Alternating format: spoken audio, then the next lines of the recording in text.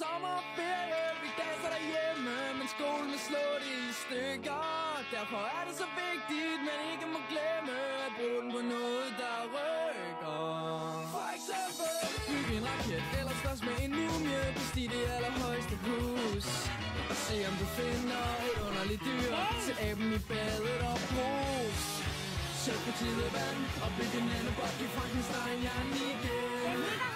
Find fuglen hvis du kan, og male et kontinent. Hele står, så står et skæld. Som I kan se, der er meget, der skal nås, før skolen starter i august. Vær sikker på, at Phineas og Ferb vil være på deres post. Vær sikker på, at Phineas og Ferb vil være på deres post. Mor! Phineas og Ferb laver en serieintro. Det er Ferb. Jeg ved, hvad vi skal lave i dag. Skal vi ikke lave et forsøg om golfstrømmen? Jo. Men først, hvor er Per i? Det ved jeg ikke. Men skal vi ikke bare komme i gang? Jo, først så tager vi lige de her kitler på.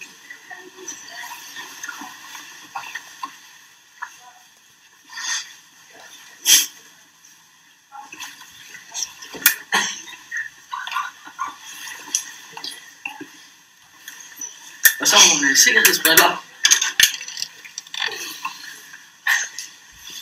Og så skal vi have noget koldt vand.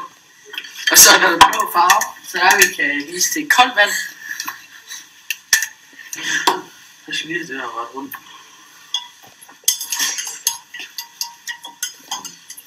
Og så skal vi bruge noget olie. Ja. Og det farver vi jo rødt. For at vise, at det er varmt.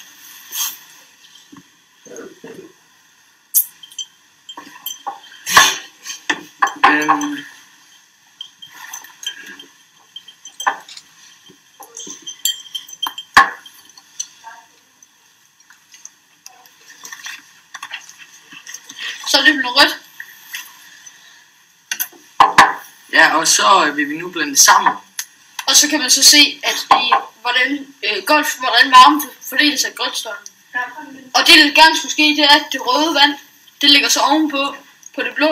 Og det er sådan, det fungerer i golfstrømmen. Det kan vi så se, det gør her. Det kan vi se, at det røde, der ligger så ovenpå. Og det er fordi, at det blå har en større massefylde end det røde vand. Så derfor vil det gamle blå vand trække sig nedad. Ja. Ja.